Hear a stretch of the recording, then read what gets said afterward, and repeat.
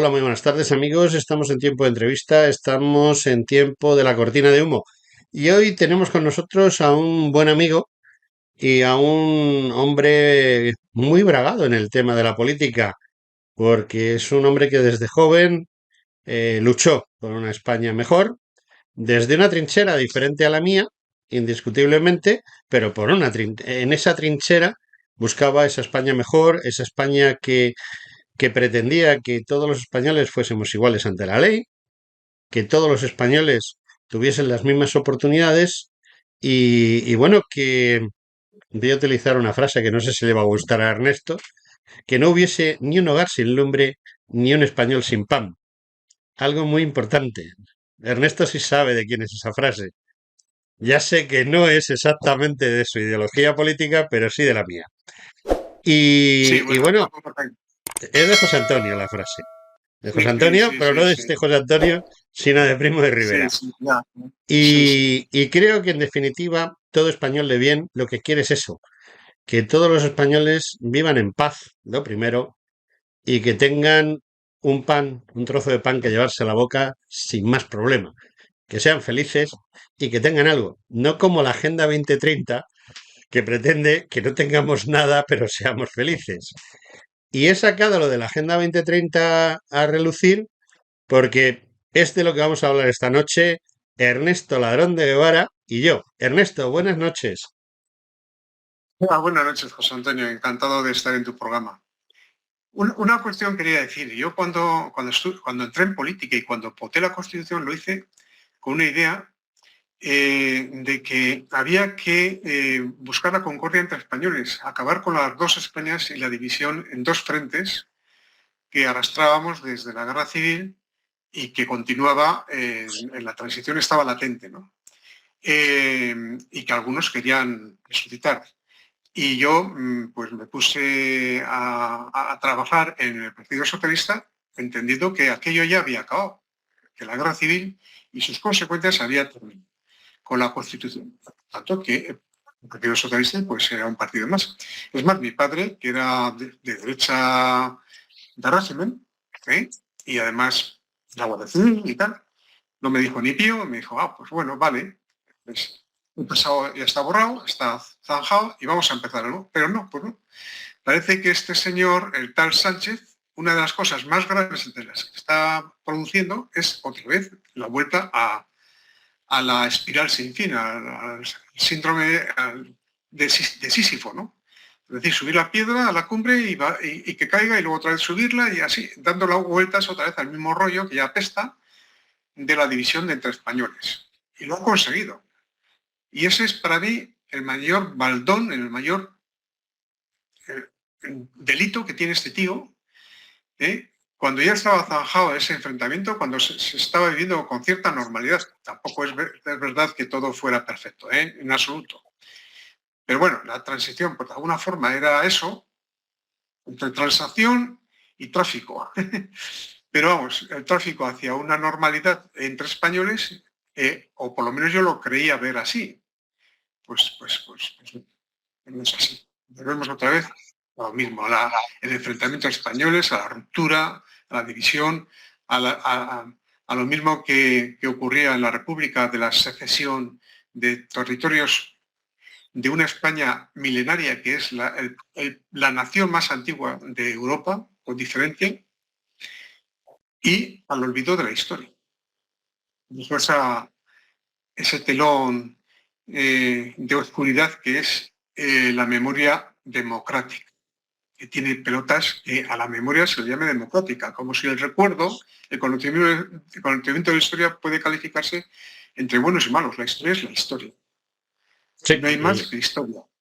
es cierto. La historia además no es interpretable, la historia es la que es y siempre que tratamos de hacer que la historia sea lo que nosotros nos interesa, al final la desvirtuamos de tal manera que se acaba volviendo contra nosotros, porque decía alguien que un pueblo que desconoce su historia está condenado a repetirla y el problema, Ernesto, y permíteme que te diga, es que ahora mismo estamos repitiendo la historia, ¿no? Sí, sí, estamos repitiendo miméticamente, además. Eh, hay un libro que es Fraude y violencia en el 36. Pues ahora es como si estuvieras en el 36 con fraude y con una violencia que está siendo premiada, que es la de ETA y la de los CDR y la de los independentistas que han usado la violencia para lograr sus objetivos. Pues lo están logrando gracias a este tío. Qué parmoso. Y estamos como en el 36, sin duda. O sea, solo que la violencia es en las calles, bueno, en las calles.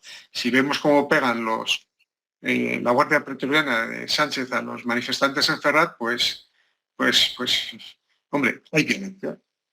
Hay que negar lo que no es. Hay violencia brutal porque se está pegando a ancianos, a mujeres,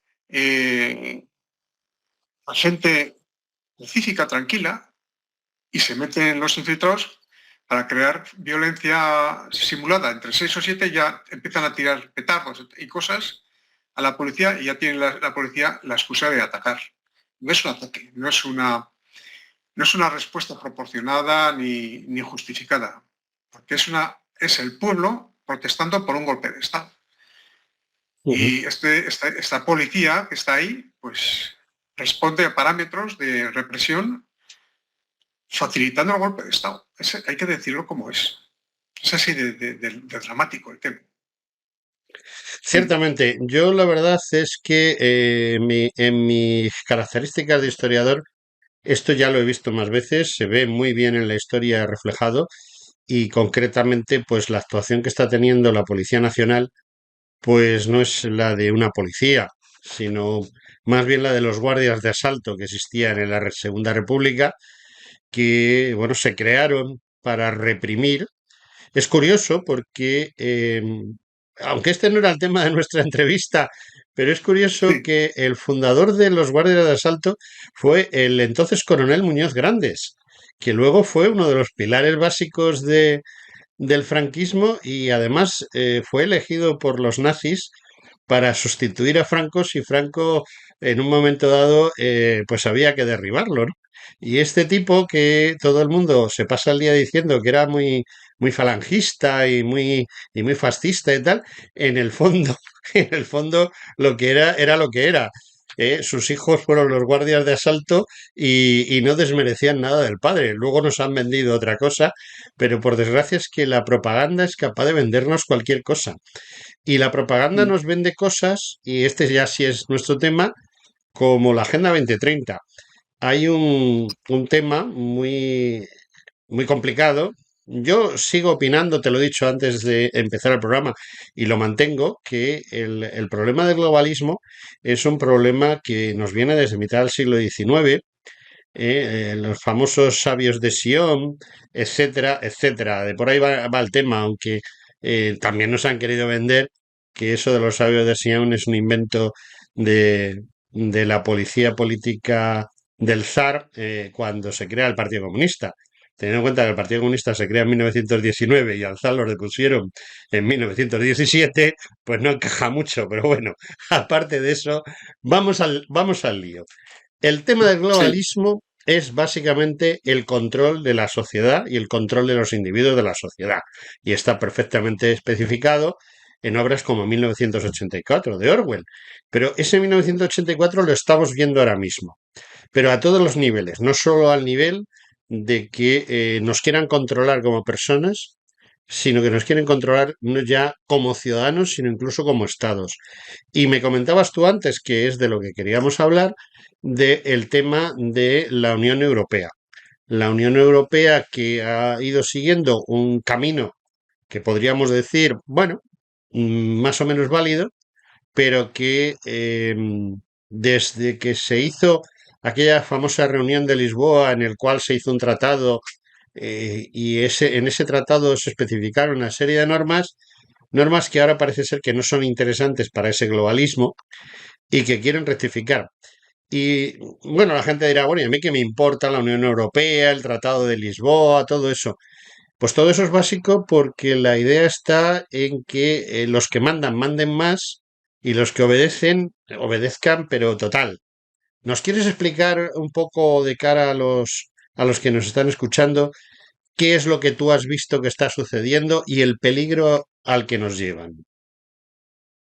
Bueno, para empezar habría que explicar que la Unión Europea se formó con un tratado económico y comercial, que, que era el Tratado del Acero y el Carbón y luego la Unión Económica Europea, ¿no? Eh, con una finalidad de colaboración mutua y ayuda al desarrollo económico de los países de la Unión en unas sinergias colectivas, pues para que pues, unos facilitaran a otros su desarrollo y a su vez hubiera un intercambio. Y de ahí nace la Unión Europea como actualmente la conocíamos, que parece que está en proceso de cambio, con un Consejo de Europa y luego un Parlamento Europeo que no pinta nada, francamente, pues el Parlamento Europeo está bastante desinflado. Hay mucha gente que cobra muy bien, pero competencias como tales, pues como Parlamento, pues muy pocas. Porque el que pinta bastos es la Comisión. Pero ahora lo que quieren es eliminar el derecho al veto de los países a acuerdos que sean sustantivos, es decir, que sean importantes para el proyecto de unificación ya absoluta de la Unión, que es lo que pretenden. Así, dicho así, dirán, ¿y por qué no? O sea, se fortalece Europa, ¿no? Sí, pero, a ver, voy a explicar. Se fortalece, se fortalecen en su capacidad de decisión los grandes países, los centrales, y podría ser España también si estuviéramos bien y potentes, pero no lo estamos. Es decir, si tuviéramos influencia, si tuviéramos capacidad de influencia en las decisiones. Se fortalece sobre todo a Francia y Alemania, pero sobre todo a Alemania. En la toma de decisiones, porque los países pequeños son los que menos fuerza tienen o economía tienen. He estado yendo a Eslovaquia, por ejemplo, o a Polonia, o a Letonia, Estonia, en fin. Esos países quedarían sin capacidad de ninguna decisión en ese tratado que tratan de modificar, el de Lisboa. Que, por cierto, hablando de Lisboa, recordemos que hubo un proyecto de Constitución Europea que fue derrotada, o sea, fue eh, pues interrumpido porque Francia hizo un referéndum y los franceses dijeron que no, que ellos perdían poder. Pero al fin y al cabo, aquí hay dos países que son los que están más interesados en esto de la Unión Europea, que son Francia y Alemania. Y decían, no, nosotros no queremos constitución. Entonces se hizo un tratado donde burlaron los referéndums en Lisboa, pues que sustituyó esa constitución y ese tratado se ha convertido en realidad en una constitución, pero vamos, no es constitución, que nadie lo ha votado. Nosotros los españoles luego no lo hemos votado. Y otros países tampoco. Entonces, no le sirve para lo que decías tú, ese globalismo, esa especie de control a los países, a las naciones, para que perdamos la capacidad de soberanía, nuestra capacidad de decisión y podamos, con nuestro veto o nuestro voto, poder hacer unas decisiones colectivas que no pasen por la unívoca decisión de los países fuertes. Es decir, que respeten a los pequeños, que también tienen derecho y tienen soberanía. Pero no, lo que quieren ahora es acabar con las soberanías nacionales. Y esto va en línea de lo que decías tú, José Antonio, de la Agenda 2030. Acabar con la capacidad de las naciones y fragmentarlas, que es lo que están haciendo en España. Y estos son los testaferros, los nacionalistas vascos, catalanes, son los principales testaferros al servicio de la Agenda 2030, hay que decirlo, estos que se llaman nacionalistas, que quieren acabar con las soberanías. Estos van, en definitiva, hacia lo que Hitler quiso en Europa formar, y también Stalin, la Europa de los pueblos.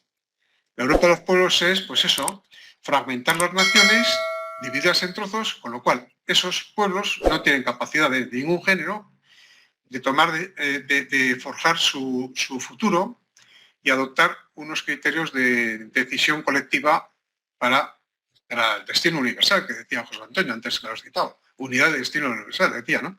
Esa unidad de destino universal es la capacidad de España a decidir lo que quiere para sus hijos, nietos y tataranietos del siglo 2000, 2050 o más allá.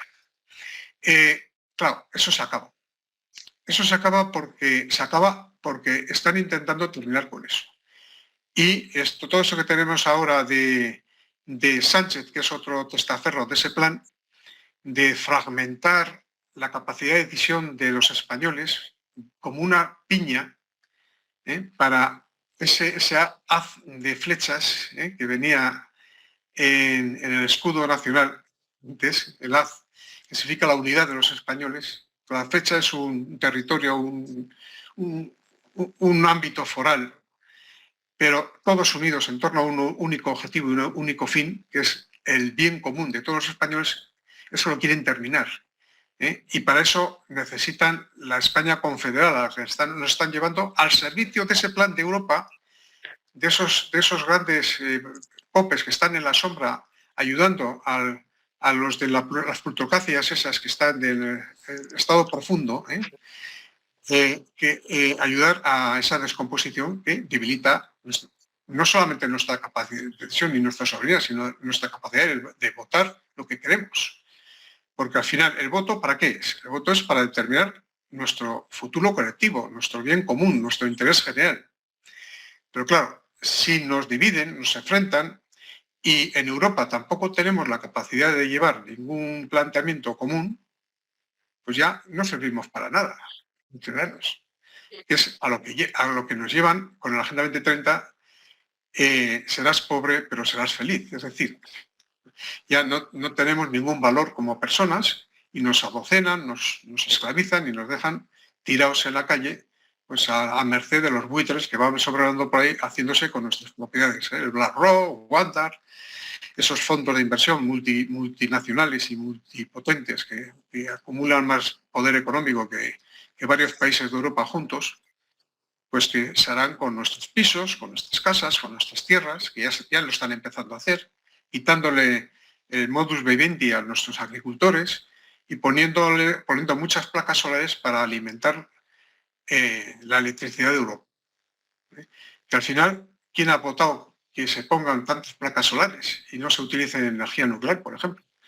Pues no ha votado nadie, yo por lo menos no. Y entonces, ¿qué está pasando? Que yo he ido estos días a Ávila, un viaje de placer, y he visto por Valladolid extensiones enormes de placas solares. ¿Qué está pasando? Pues esto es lo que está pasando.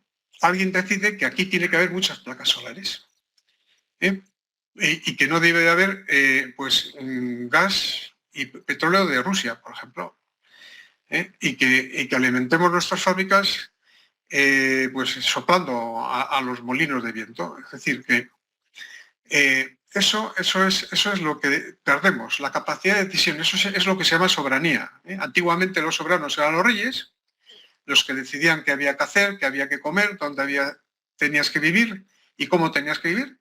Los reyes esos absolutos que había en Europa, pero no en España, por cierto, pues los reyes se sometían al poder del pueblo.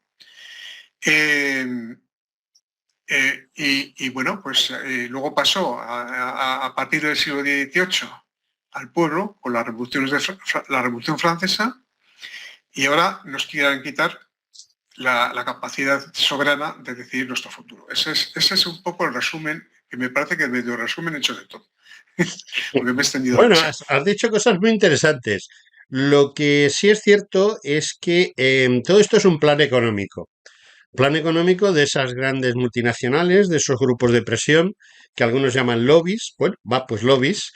Esos grupos de presión lo único que piensan es en su cuenta de resultados.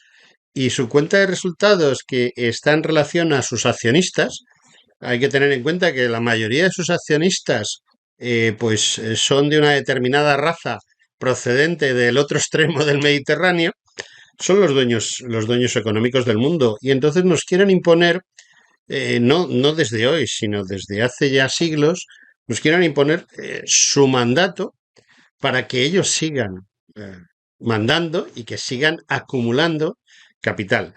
Por desgracia, nos encontramos con un problema y es que yo siempre he pensado, y creo que tú también estás en una onda muy parecida, que el gran problema de la humanidad, el gran problema del hombre y de Europa es el capitalismo. El capitalismo ataca de raíz nuestros valores culturales y morales, pero no.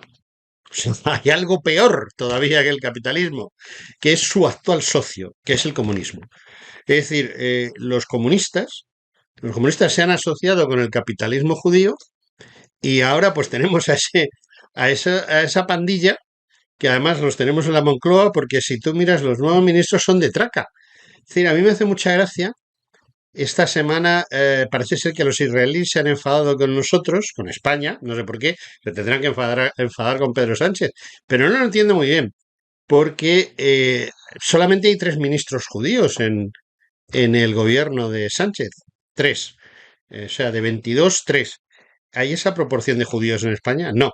Y además, el ministro de Asuntos Exteriores, Álvarez, pues si alguien se molesta en mirar ese apellido de dónde viene, de dónde va, Álvarez es unos judíos que se llamaban Álvarez, que fueron expulsados por los reyes católicos, se fueron a Portugal, cambiaron el apellido, digamos, adaptaron al idioma portugués y luego volvieron otra vez para acá.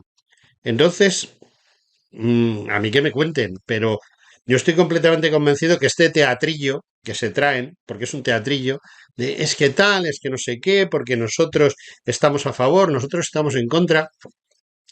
Yo cada día estoy más convencido de que el sátrapa Sánchez, que es un sátrapa, o sea, está representando a ese globalismo internacional y mete en su gobierno a comunistas como la MEMA, la médica y madre, que es muy fácil ser comunista cuando eres de familia bien y rica, no has trabajado en tu vida, has hecho como que trabajabas, pero no has trabajado, te has casado con un tío que está forrado, que ahora se va a divorciar, parece ser, porque esa es otra cosa, pero eso es del mundillo del corazón, y bueno, pues acabas en un gobierno que defiende los intereses de los trabajadores.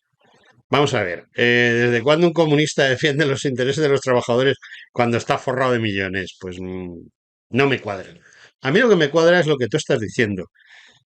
Quieren hacerse con el poder absoluto y una de las maneras de controlar a los ciudadanos de la Unión Europea, que en su momento se les dio mucha capacidad, es decir, hace 30, 40 años, el ciudadano belga, alemán, francés o el español, pues tenía una capacidad de decisión en unos teóricamente más democráticos y otros menos, pero tenías una capacidad de decisión y de repente se han dado cuenta que, bueno, ya se dieron cuenta hace tiempo que eso no se puede consentir. Solución, vamos a quitarle su capacidad de decisión, ¿no? Y entonces nos encontramos con esto. ¿Y esto, tú crees que lo vamos a ver o va a haber alguien capaz de pararlo? He estado viendo esta tarde, precisamente, he estado viendo el debate que ha habido en el Parlamento Europeo, por Internet, obviamente, y ha habido mucha respuesta en contra, mucha respuesta, pero fundamentalmente los pequeños países, ¿no? Eh, Me ha gustado mucho el de Eslovenia, me ha gustado el de Hungría, Polonia, me ha gustado, bueno, bueno, y me ha gustado mucho Busadé, ¿eh? En la misma línea, ¿eh? Sabes Tampoco. tú que yo y Busadé estamos al cabo de la calle, el uno contra el otro. Pero bueno, acepto Busadé como buen orador. Orador, ¿eh? Sí, o sea, a margen de, sí, que no tengo nada en contra ni a favor. Pero vamos, el discurso ha estado bien, muy, claro, son Ujú. discursos muy breves, de 2 minutos. Pero bueno, pues digamos que ha habido posicionamientos muy claros en contra y además muy bien explicados, con vehemencia, mucha vehemencia. En estas circunstancias pueden llevar a cabo el plan que tienen.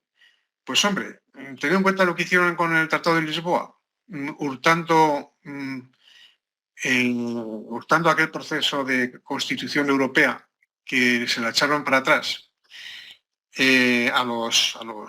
claro, los elementos que tiene el globalismo en Europa, que son los que al fin y al cabo gobiernan Europa. Y crear un tratado ¿quién se reunió para elaborar ese tratado? Pues ellos mismos. Ellos mismos se buscaron el Tratado de Lisboa para suplantar lo que debía ser una constitución. Pues pueden hacer cualquier cosa de estas. Pueden hacer cualquier cosa de estas. Ahora, ¿pueden hacer cualquier cosa de estas con consecuencias cero? Pues yo creo que ahora no. Porque ahora en Europa hay una respuesta muy fuerte contra el globalismo, contra la Agenda 2030 y el globalismo. Yo creo que ya hay unas voces muy potentes. Minoritarias todavía, es decir, minoritarias quiere decir un 40%, que tampoco es tan minoritario, ¿eh? Pero bueno, ahí están. Y pueden trasladar a Europa. Lo malo es que estos debates apenas son conocidos por la gente. Es muy conveniente entrar en Internet y seguirlos. Porque no nos dan, los medios de comunicación no nos dan ni una sola información de lo que se trata en Europa y los debates y por dónde va Europa. Con lo cual, hay un desconocimiento absoluto de lo que hacen nuestros parlamentarios en Europa y las orientaciones que hay en Europa, que son alineadas hoy por hoy las voces poderosas de Europa. Y la Úrsula esta, cuyo apellido Von der Leyen. no soy capaz de pronunciar, esos están al servicio de Bilderberg y sobre todo de Bilderberg, que es el De la que ha pasta estado gansa. dirigiendo la pasta gansa. Los poderosos, vamos, Rockefeller, Rothschild, los fundadores de Bilderberg, ¿no? Que son los que realmente gobiernan el mundo y nos gobiernan a España y nos traen a Soros para que se compre los medios de comunicación y movilice aquí el pinchazo colectivo y esas cosas. Bueno, la verdad es que Pues, estoy totalmente de acuerdo con lo que has dicho. Tenemos un grave peligro. Lo que sí es cierto es que ellos están, no sé si te has dado cuenta, pero en los últimos 5 años han apretado el acelerador muchísimo para lograr sus objetivos. O sea, ellos no parece que quieran la Agenda 2030, sino la 2025, 2026, porque ven que se les está dando la vuelta. Y en Holanda se ha visto. Es decir, se ha visto en Holanda, se ha visto en Noruega. La gente está despertando, la gente se está dando cuenta de que nos están invadiendo precisamente para alinearnos más y entonces lo que pasa es que eso es muy peligroso porque yo vengo observando los 2, 3 últimos años que esta gente de Bilderberg y compañía han decidido tratar de captar a los líderes de estos partidos, como el holandés que ha ganado últimamente las elecciones allí, o el mismo Vox.